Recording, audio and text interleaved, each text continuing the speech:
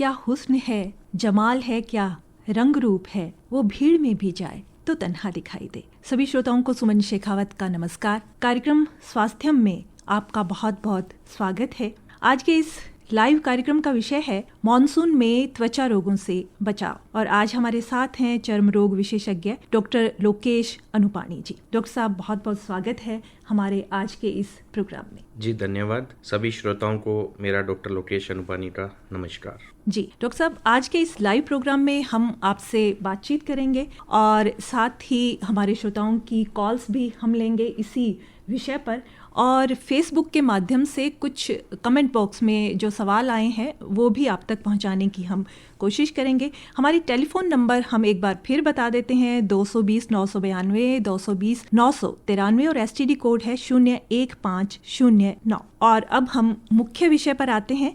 Doctor साहब, इन दिनों त्वचा संबंधी कौन कौन सी ऐसी समस्याएं हैं जो आपको ज़्यादा नज़र आ रही हों आपके रोगियों में? जी बिल्कुल, ये जो बारिश का मौसम होता है मैडम, इसमें क्या है कि वातावरण में नमी, उमस ज़्यादा रहती है, तो इस वजह से कुछ एक इन्फेक्शंस जैसे कि फंगल इन्फेक्शन, उसमें मुख्यतः बात करें तो दांत, जिसको हम गोल चक्रे वाली दांत बोलते हैं, कुछ बैक्टीरियल इन्फेक्शन जैसे फोड़े, फुंसियाँ, और कुछ वायरल इन्फेक्शन जैसे कि माता या आंकड़ा काकड़ा बोलते हैं, जिसको हम मोलस्कम कंटेजियसम, मस्से, वार्ड्स, इस तरीके के इन्फेक्शन स्प्रेड होने की संभावना बढ़ जाती है। इसके अलावा क्योंकि वातावरण में उमस, नमी रहती है, उसकी वजह से, गर्मी की वजह से, पसीने की वजह से जो एलर्जी होती है वो भी कई पेशेंट्स में बढ़ जाती है। आम भाषा में जिसको हम अलाइयाँ भी बोलते हैं, अलाइयाँ बढ़ जाती हैं। तीसरा बात करें तो बारिश के मौसम में कुछ लोगों में बाल भी ज़्यादा झड़ते हैं, डैंड्रफ की समस्या ज़्यादा बढ़ जाती है। तो मुख्यतः ये चीज़ें हैं कुछ जो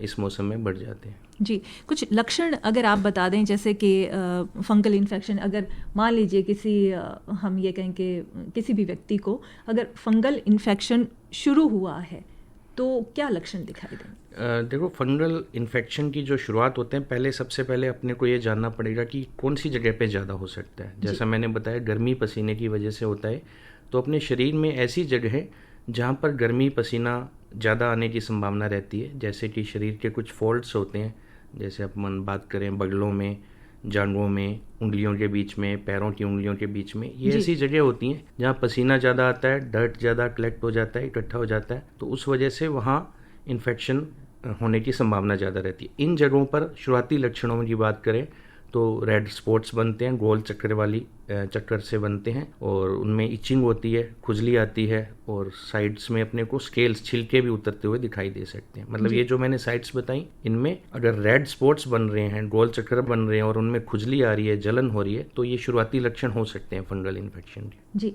तो अगर हम ये कहें कि किस तरह से हम बचें, डॉक्टर के पास जाना ही ना पड़े, उससे पहले हमें किन किन बातों का ख्याल रखना चाहिए? देखो, ये सबसे महत्वपूर्ण चीज़ पूछी आपने मैडम। एक्चुअली फंगल इन्फेक्शन को होने के बाद तो देखो पूरा कोर्स करना पड़ता है, अपने को ट्रीटमेंट लेना पड़ता है, लेकिन हो नहीं, इसके लिए इस मौसम में अपने को कुछ बातें ध्यान रखनी चाहिए। सबसे महत्वपूर्ण बात है अपने शरीर को सूखा रखना, गीला सीला नहीं रखना है। उसके लिए अपने को जैसे नहाने के बाद भी शरीर को पूरा सूती कपड़े से या टॉवेल से सुखा के फिर कपड़े पहनने चाहिए।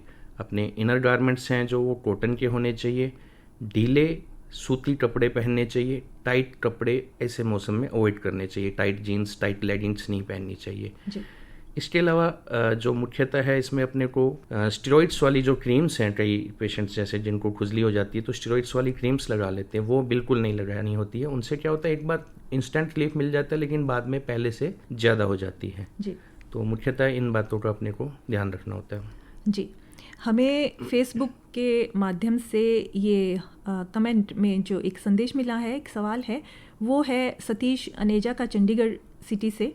लिखते हैं कि ज़्यादा बारिश आने के बाद जब पसीना आता है तो हमारे जो जिस्म पर लाल लाल दाने से निकल आते हैं और फिर ख़ारिश का सबब बन जाते हैं, तो पाउडर हम लगा लेते हैं इससे राहत पाने के लिए, तो लेकिन वो राहत चंद पल के लिए होती है। कि ऐसी कोई क्रीम आप बता सकते हैं या इससे छुटकारा किस तरह से हमें मिल सकता है, या ऐसा होने पर क्या हमें खून की जांच भी करवानी चाहिए? देखिए, जो इन्होंने बताया सतीश जी ने, इसमें देखो अपने को डायग्नोसिस करना पड़ेगा पहले कि क्या हुआ है। बारिश के आने के बाद गोल चक्कर, दो पॉसिबिलिटीज हो सकती है, या तो फंगल इन्फेक्शन हो सकता है, दूसरा या वो एलर्जी की वजह से, जैसे मैंने बताया, लाइयां गमोरियां भी हो जाती है इस बारिश के मौसम में जी। तो दोनों का ट्रीटमेंट लाइन अलग अलग है। ऐसा नहीं है कि अपन एक कॉमन क्रीम लगाएं और दोनों चीजें सही हो जाएं। अगर वो फंगल इन्फेक्शन है तो उसका प्रॉपरली डॉक्टर को दिखा के ट्रीटमेंट लेना चाहिए। मार्केट में जो अवेलेबल ट्यूब्स होती हैं, जैसे मैं कुछ नाम लेना चाहूँगा, जैसे बेटनोवेट, पेंड्रम, फोड्रम, कोसवेट जी,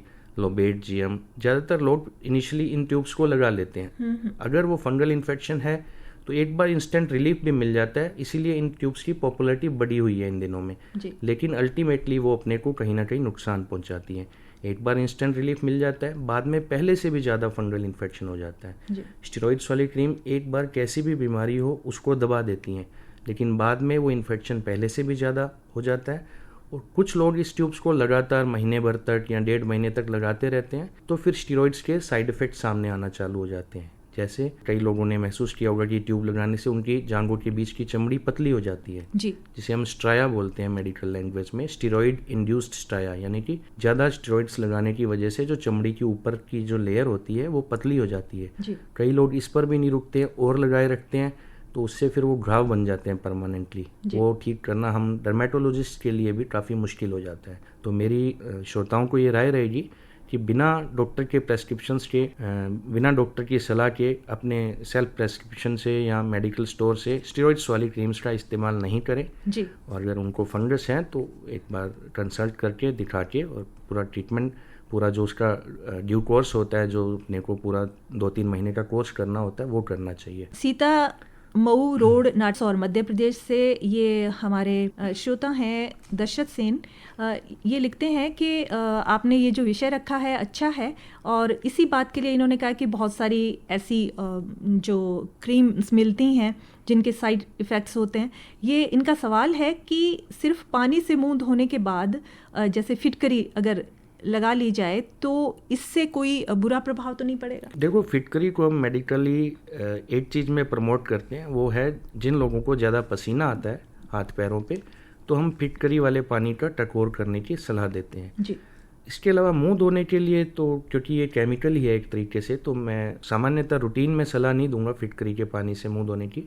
उसके बजाय आप नॉर्मली कोई जेंटल माइल्ड सोप या फिर माइल्ड क्लींजर या फेशियल से, फेस वॉश से आप अपना मुंह धो सकते हैं, बजाय फिटकरी के डायरेक्ट जी। हाँ, क्योंकि अपने हाथ पैरों की चमड़ी थोड़ा टाइट होती है, मोटी होती है आम स्किन की तुलना में, तो वहाँ पे जब पसीना ज़्यादा आता है तो हम उसमें फिटकरी का टकोर करने की सलाह देते हैं जी।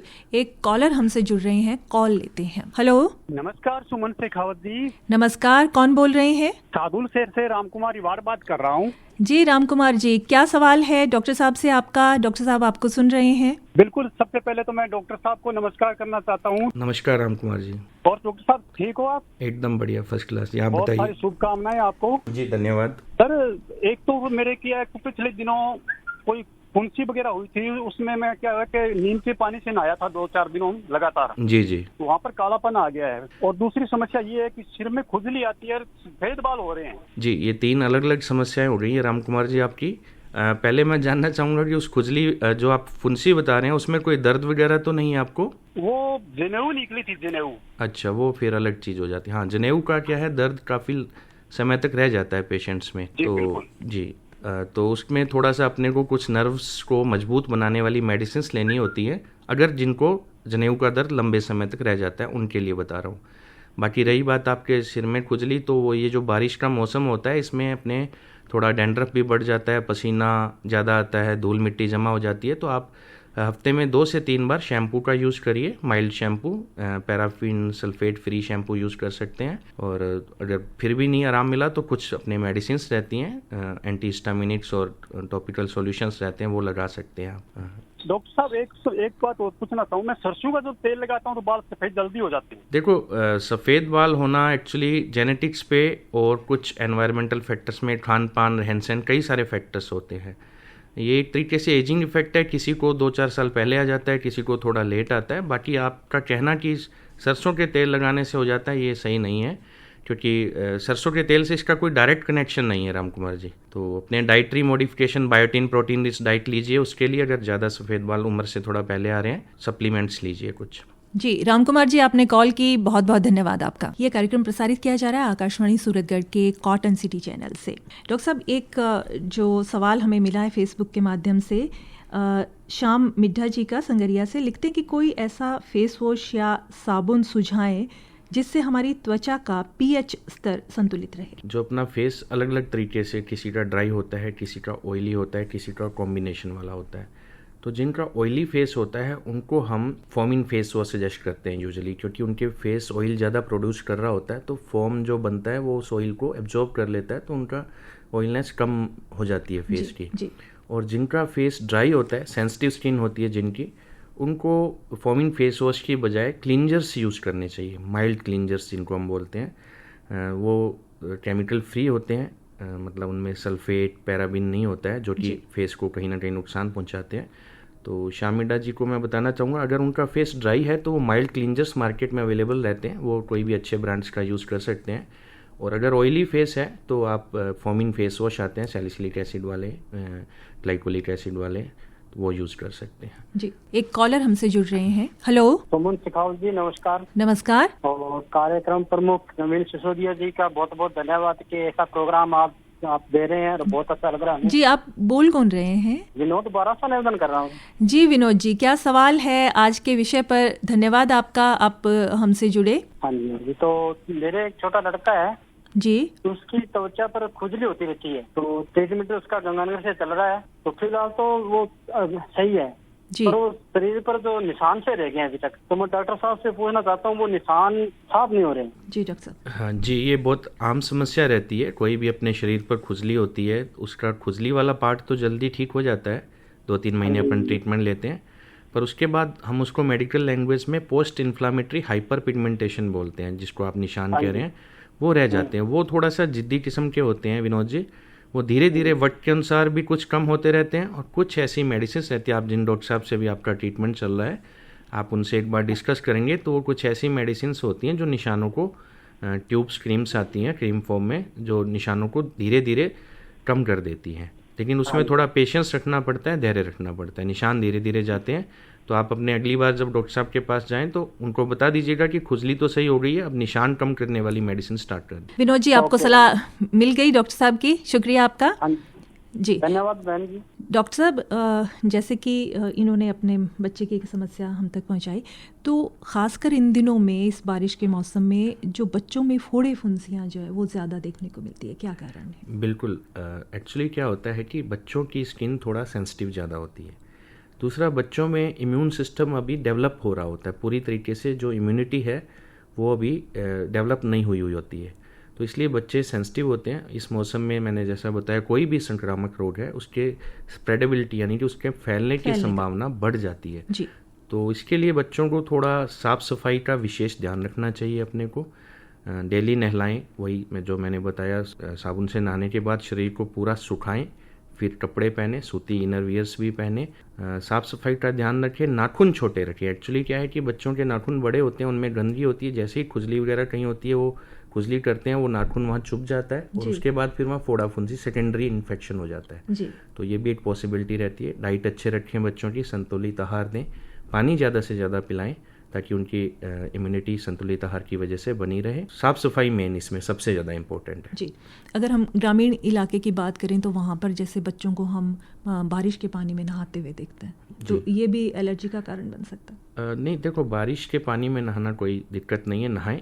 नहाने के बाद जैसे अपन उसके बाद फिर शॉवर ज़रूर लें। बारिश के पानी में नहाने के बाद नॉर्मल पानी से शॉवर लेके पूरा उसको पैड ड्राई करके पूरा पोंछ के फिर कपड़े पहने तो कोई दिक्कत नहीं है जी। और डॉक्टर साहब, इसके अलावा जैसे अगर हम बात करते हैं तो जो छोटे बच्चे हैं उनको जब डायपर पहनाया जाता है तो एक जो समस्या बच्चों में रहती है कि एक सूजन आ जाती है और वहाँ पर बच्चों में लाल जो है एक त्वचा उनकी हो जाती है, तो ये किस वजह से होती है? और दूसरा ये कि आप पेरेंट्स को इसके लिए क्या आप सलाह देना चाहेंगे? जी, इसको हम मेडिकल लैंग्वेज में डायपर रैश भी आम भाषा में कहते हैं और मेडिकल लैंग्वेज में इंटरट्रैगो बोलते हैं इसमें वही जो बच्चों की स्किन सेंसिटिव है, इम्यूनिटी डेवलप नहीं है, आपने उसको डायपर पहनाए रखा, लगातार गीला रहता है डायपर, मॉइस्चर नमी रहती है, इस वजह से स्किन फ्रिक्शन की वजह से प्लस मॉइस्चर की नमी से रेडनेस लालिमा आ जाती है और फिर वो लालिमा में इचिंग, जलन होना, ये सारे सिम्टम्स आने लग जाते हैं। तो इसमें राय ये रहेगी कि एक तो डायपर जब ज़रूरत हो तभी पहनाएं, बीच बीच में डायपर फ्री टाइम पीरियड देते रहें बच्चे को, 2-3 घंटे बीच में डायपर फ्री भी रखें। और डायपर पहनाने से पहले कुछ मॉइस्चराइज़र बेस्ड ऐसी चीज़ लगा लें जिससे स्किन का बैरियर मेंटेन रहे। जैसे मार्केट में कुछ स्किन बैरियर रिपेयर क्रीम्स आती हैं, या फिर आप प्लेन मॉइस्चराइज़र या नारियल का तेल लगा के अगर पहनाएंगे तो फिर इतना समस्या नहीं रहेगी। जी, कॉलर हमसे जुड़ रहे हैं। हेलो, नमस्कार सुमन जी। नमस्कार, कौन बोल रहे हैं, कहाँ से बोल रहे हैं? सुभाष गुजारा बोल रहा हूँ, गांव हीरा वाली, फाजिलका, पंजाब से। जी सुभाष जी, क्या सवाल है आपका डॉक्टर साहब से? मेरा ये सवाल था, एक तो ना इन दिनों में जैसे बारिश के पानी से ना चमड़ी के जैसे छोटे छोटे बूंदों तरह चमड़ी उतर रही है हाथों की जी, और कुछ मेरा काम भी बाइक रिपेयर का है, पेट्रोल वगैरह का काम करते हैं, उससे भी ये एक बड़ा जी, ये भी एक मुख्य वजह हो सकती है। जैसा आप बता रहे हैं आपके पेट्रोल बाइक का काम है, तो ये एक तरीके से केमिकल्स ही होते हैं और केमिकल्स के कॉन्टेक्ट्स में आने से अपने हाथ की एलर्जी बढ़ जाती है। जो स्किन बैरियर है वो इम्पेयर्ड हो जाता है, प्रभावित हो जाता है, इस वजह से वो एलर्जी बढ़ जाती है। तो इसमें अपने को देखो प्रोटेक्शन तो रखनी ही है आपको सुभाष जी। जब भी आप केमिकल का कोई काम करें तो दस्ताने पहन के काम कर सकते हैं, या फिर एक कोई मॉइस्चराइज़र बेस्ड क्रीम लगा के, ताकि वो ट्रांसपेरेंट बैरियर का काम करे और आपके केमिकल्स में डायरेक्ट आपके हाथ को कांटेक्ट में नहीं आने दे। तो कुछ ऐसा बचाव तो रखना ही है। और होने के बाद देखो इसमें आप किसी भी डॉक्टर से सलाह लेंगे तो इसमें अपन स्टेरॉइड बेस्ड क्रीम लगाते हैं तो वो रिलीफ मिल जाता है, लेकिन दोबारा नहीं हो इसके लिए आपको बचाव तो रखना ही पड़ेगा सुभाष जी। जी सुभाष जी, कॉल किया आपने, बहुत बहुत शुक्रिया आपका। श्रोताओं, इस समय कार्यक्रम आप सुन रहे हैं स्वास्थ्यम, और अब लेते हैं हमारे इन श्रोता की कॉल। हेलो। हाँ जी, नमस्कार। नमस्कार जी, नमस्कार। मैं तहसील बादरा गाँव अनूप तहसील गजानन शर्मा बोलूं मैडम। जी गजानन जी, क्या सवाल है आज के इस कार्यक्रम में डॉक्टर साहब से आपका? मेरा जी पहले तो गले के नीचे थोड़ी थोड़ी खुनसियाँ होती थी। हाँ जी। वो दवाई लेने से वो तो ठीक हो गई, लेकिन अब 4-5 साल से हाथ पैर के थोड़े थोड़े छाले पड़ जाते हैं, वो फूट जाते हैं, फिर वो ठीक हो जाते हैं, फिर आगे और बन जाते हैं सर। ये आपको इसमें खुजली भी होती है क्या गजानन जी? हाँ, खुजली आती है सर। अच्छा, आप काम क्या करते हैं गजानन जी? काम तो रंग पेंटिंग का करता हूँ, वैसे खेती का भी करता हूँ सर। हाँ, तो ये जो अपने प्रोफेशन होते हैं, जैसे किसानी में अपने धूल मिट्टी के संपर्क में ज़्यादा आते हैं, तो कई लोगों को धूल मिट्टी से, सीमेंट से, इवन कई लेडीज़ को साबुन सरफ से एलर्जी होती है ना। तो इसको हम मेडिकल भाषा में एलर्जिक कॉन्टैक्ट डर्मेटाइटिस बोलते हैं, यानी कि किसी चीज़ के संपर्क में आने से होने वाली एलर्जी। तो कोई भी एलर्जी होती है गजानन जी, उसको अपन मेडिकल ट्रीटमेंट लेंगे, स्टेरॉइड्स कुछ क्रीम्स लगाते हैं डॉक्टर की सलाह के अनुसार, तो ठीक तो हो जाती है। पर अगर अपन चाहते हैं बार बार नहीं हो, तो इसके लिए बचाव रखना पड़ेगा अपने को। जिस चीज़ से आपको ये खुद ढूंढना है कि आपका प्रोफेशन क्या है, आपका हाथ किस चीज़ में ज़्यादा डलता है, तो उस हिसाब से फिर आप उसका प्रोटेक्शन के तरीके ढूंढिए। यानी कि जब आप वो काम कर, डॉक्टर ने बोला कलर छोड़ दो। बिल्कुल सही बोला डॉक्टर साहब ने। कलर छोड़ना तो अब देखो अपना काम भी नहीं बदला जा सकता जल्दी से, लेकिन उसके बचाव के अन्य तरीके अपनाए जा सकते हैं। जैसे आप ग्लव्स पहन के, दस्ताने पहन के काम कर सकते हैं, और कोई मॉइस्चराइजर बेस्ड क्रीम आप रूटीन में लगाए रखोगे, मतलब इमोलिएंट बेस्ड, तो वो एक ट्रांसपेरेंट बैरियर का काम करती है। बाय द वे आप किसी केमिकल के संपर्क में आ भी जाते हैं तो वो पेनिट्रेट नहीं, यानी उसको अंदर नहीं जाने देती है। तो बचाव तो रखना ही है गजानन जी। जी धन्यवाद डॉक्टर साहब। एक जो सवाल हमें मिला है फेसबुक के माध्यम से, आप हैं जी के परमार, गांधीनगर गुजरात से, और लिखते हैं कि बारिश के मौसम में त्वचा की संभाल कैसे करें?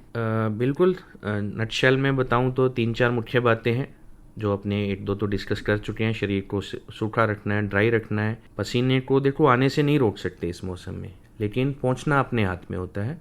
एक सूती कपड़ा रखें, गमछा रखें, तौलिया रखें अपने पास। पसीना 2 बार आए 2 बार पहुंचिए, 10 बार आए 10 बार पहुंचना है।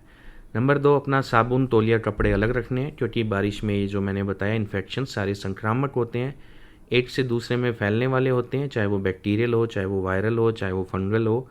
तो अपने को अपना साबुन, कपड़े, तौलिया सब सेपरेट रखना है। तीसरी चीज़, जो मैंने बताई स्टेरॉइड्स वाली क्रीम्स का इस्तेमाल नहीं करना है बिना डॉक्टर की सलाह के, क्योंकि आज के टाइम में सबसे ज़्यादा हम यही फेस कर रहे हैं। हमारे पास जो पेशेंट्स आते हैं स्टेरॉइड अब्यूज होकर करके, मेडिकल से ट्यूबें लगाई, एक बार रिलीफ मिल गया 2-4 दिन के लिए, बाद में पहले से भी ज़्यादा हो गई और फिर लगाते रहते हैं। फिर ऐसी स्थिति में आते हैं जब हमारे भी हाथ खड़े हो जाते हैं, मतलब चमड़ी हमेशा के लिए डिस्ट्रॉय हो गई, मतलब पतली हो गई, थिन हो गई, तो उसको हम लोग भी फिर ज़्यादा कुछ नहीं कर सकते हैं।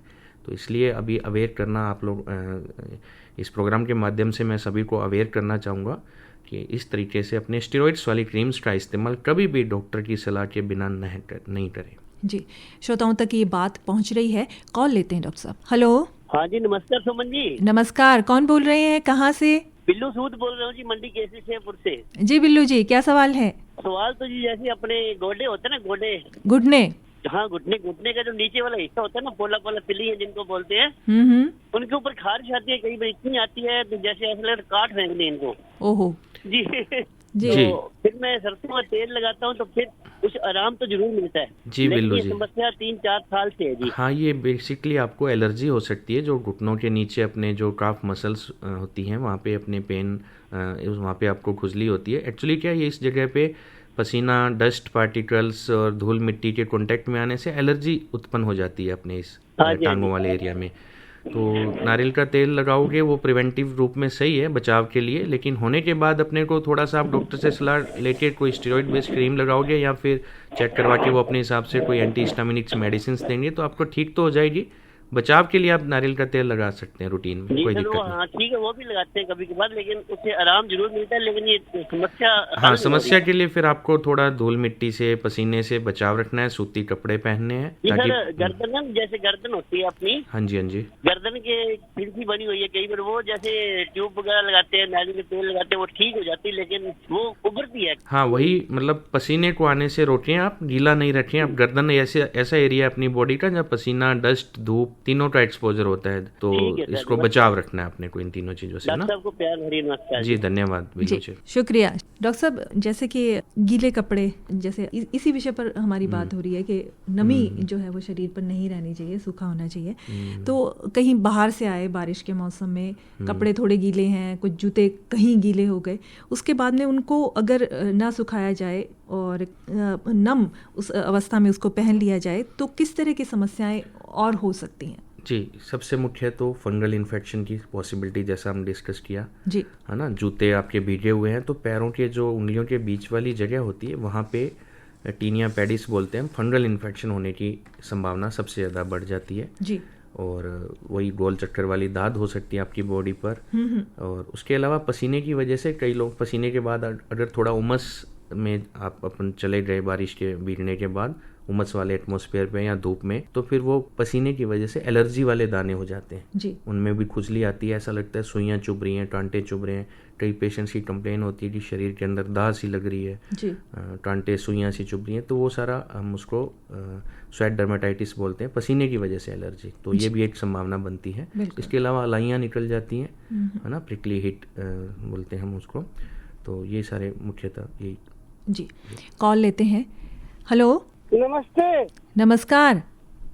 मैं डॉक्टर सितारे, बिहार के वैशाली जिले से। अच्छा, वैशाली जिले से बोल रहे हैं, कौन बोल रहे हैं? डॉक्टर सितारे जी, स्वागत है सितारे साहब आपका, क्या सवाल है?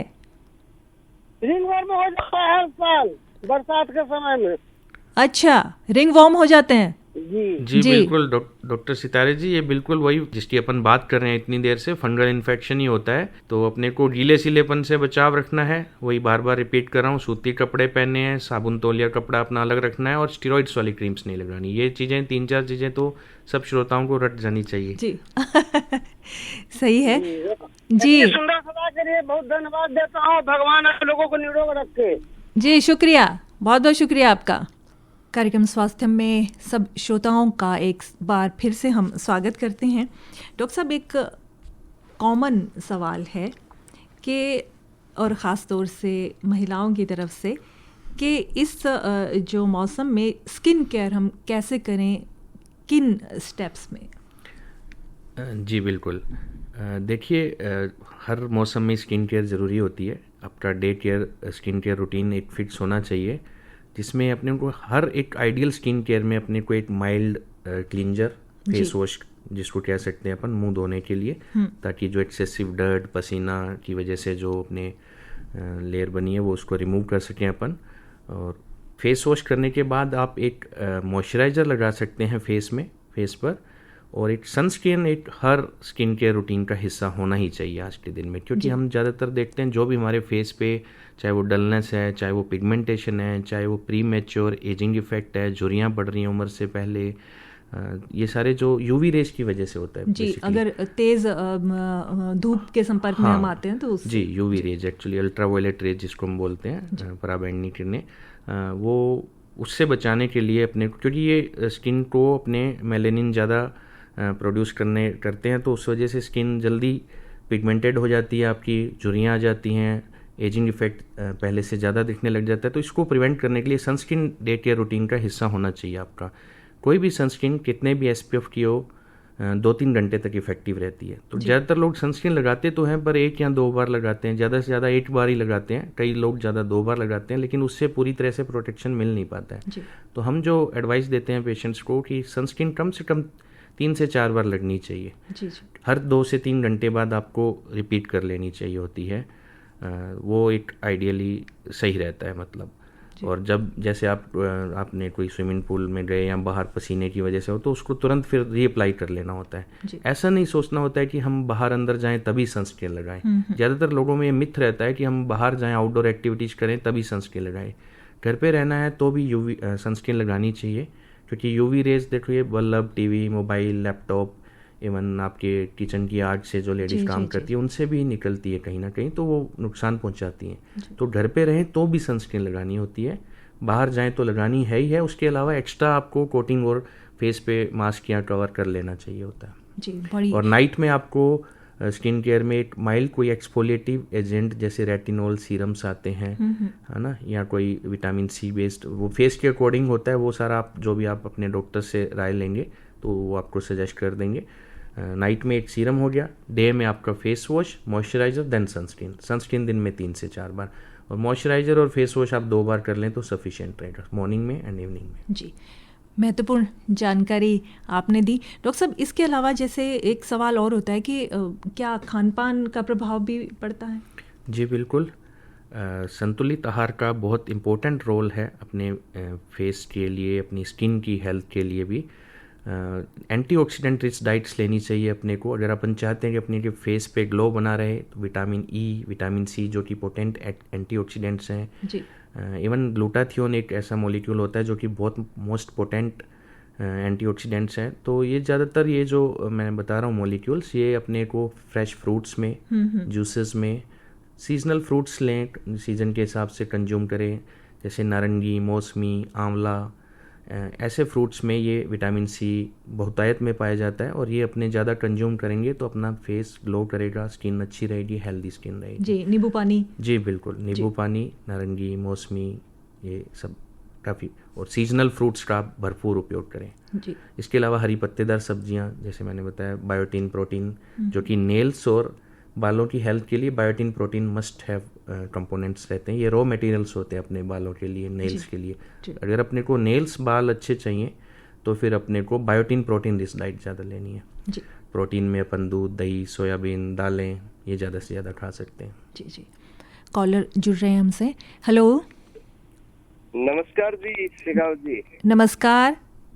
मैं सिरसा बाइया से बोल रहा हूँ जी। भागीरथ आइतान जी। भागीरथ जी, स्वागत है आपका जी। बताएं क्या सवाल है आपका डॉक्टर साहब से?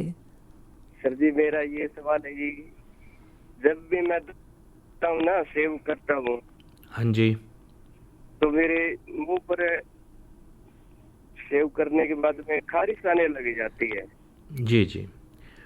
10 सालों से ये दिक्कत है सर जी। ये इसलिए मैं बार बार वो ब्लेड अलग अलग यूज करता हूँ। भागीरथ जी, आपके सिर में डैंड्रफ रहता है क्या? सिर में ऐसे पपड़ी सी या छिलके से उतरते हैं क्या? नहीं सर। अच्छा, जो आपने ये कंप्लेन बताई है मुख्यतः सिबोरिक डर्मेटाइटिस में ज़्यादातर पेशेंट्स हमसे, एक डिजीज होती है, एक बीमारी होती है जिसको हम सिबोरिक डर्मेटाइटिस बोलते हैं, उन पेशेंट्स में ज़्यादा देखने को मिलती है। मतलब जैसे ही शेव करते हैं उसके बाद लाल दाने बन जाते हैं, खुजली आने लगती है उसमें। हाँ जी, तो हाँ जी। उसमें कहीं ना कहीं एक डैंड्रफ भी अपने आप में एक बड़ी वजह होती है। तो आपको एंटी डैंड्रफ शैम्पू यूज़ करना चाहिए। दाढ़ी रखते हैं आप या क्लीन शेव ही रहते हैं, मतलब बड़ी तो नहीं हाँ जी। रखते दाढ़ी? नहीं नहीं सर। हाँ, तो कईयों को ब्लेड से एलर्जी हो सकती है, मतलब इवन शेविंग फॉर्म से कई फैक्टर हो सकते हैं इसमें। तो होने के बाद तो आप उसको ठीक कर सकते हो। फिर थोड़ा सा जितना भी हो सके आप अपना उसका कोज ढूंढिए, किस वजह से हो रही है। जैसे मैंने बताया सेबोरिक डर्मेटाइटिस हो सकता है, एलर्जी हो सकती है, तो वो आप एक बार नियर बाई अपने स्किन स्पेशलिस्ट को दिखा के उसका उपचार ले सकते हैं। जी शुक्रिया। एलर्जी तो है सर मेरी। जी बिल्कुल, वो भी एक कारण रहता है। आती रहती है सर, छींकें आती रहती है और चश्मा लगाया। हाँ, दोनों ये भी मतलब। एक एलर्जी होती है, पर ये श्वसन तंत्र से रिलेटेड एलर्जी होती है। जिनमें ऐसी एलर्जी होती है उनमें स्किन एलर्जी होने की भी संभावना रहती है। जी शुक्रिया, शुक्रिया भागीरथ जी। डॉक्टर साहब, अभी जो हमने बात की उसमें जो इससे पहले हम बात कर रहे थे खान पान पर, उसमें मैं ये भी जानना चाहूँगी क्या ऐसी चीज़ें हैं जिनको अवॉइड करना चाहिए मानसून में?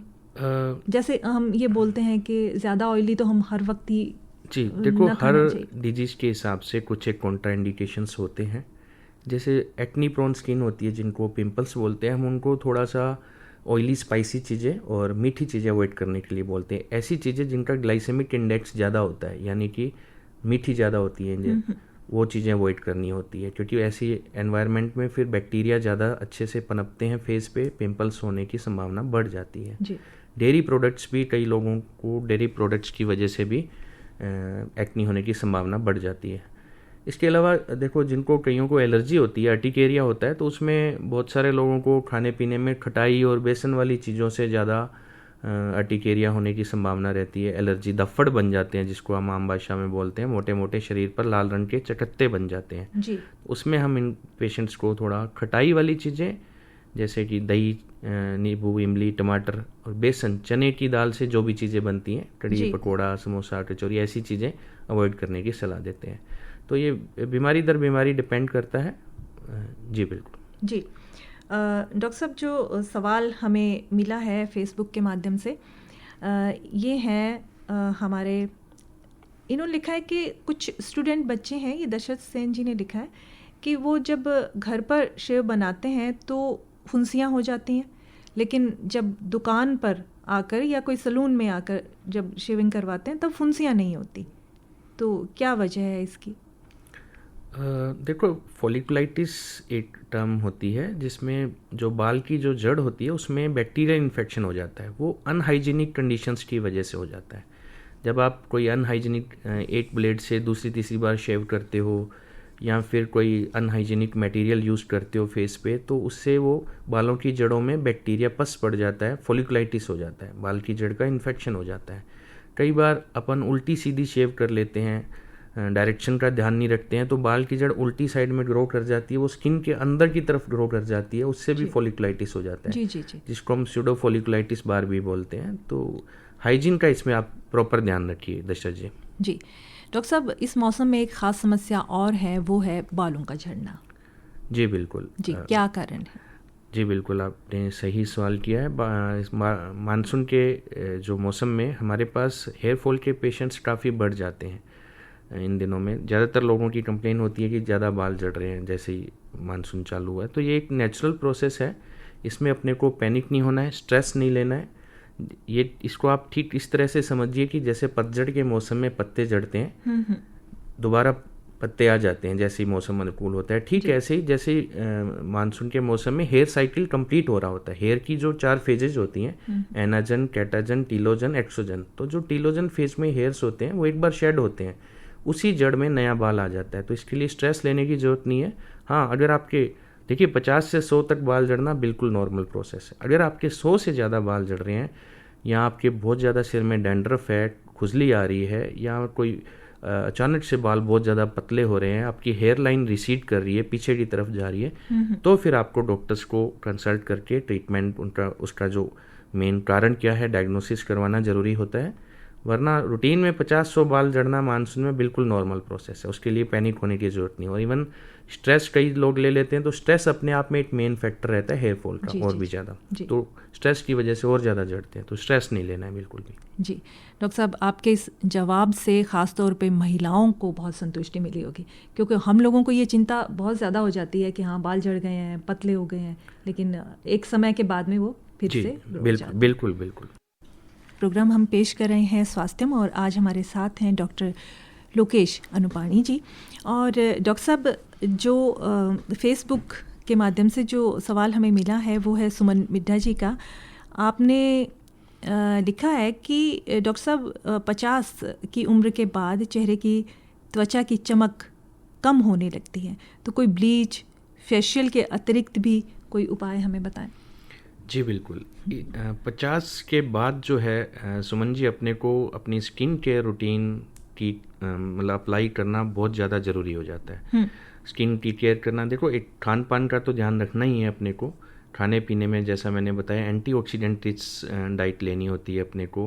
Vitamin E, vitamin C, glutathione ऐसे कंटेंट से रिच जो डाइट होती है, जैसे फ्रेश सीजनल फ्रूट्स हुए, मौसमी संतरा, नारंगी, ऐसी चीज़ें मतलब अपने को ज़्यादा से ज़्यादा खानी है, ये तो अफेक्ट डालती हैं। इसके अलावा स्किन केयर रूटीन आपको प्रॉपरली फॉलो करना चाहिए।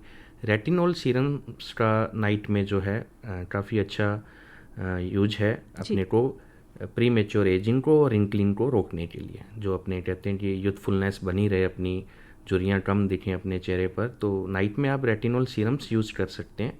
और डे केयर में आप सनस्क्रीन लगाना बिल्कुल ना भूलें। सनस्क्रीन का वो आपको अपनी पार्ट ऑफ लाइफ बना लेना चाहिए। जैसे आप डेली नहाते हैं, डेली ब्रश करते हैं, ऐसे ही डेली आपका पार्ट ऑफ लाइफ होना चाहिए सनस्क्रीन। तो ये एक मस्ट हैव चीज़ है जो आपको करनी ही चाहिए। सनस्क्रीन दिन में जैसा मैंने बताया 3 से 4 बार लगानी है।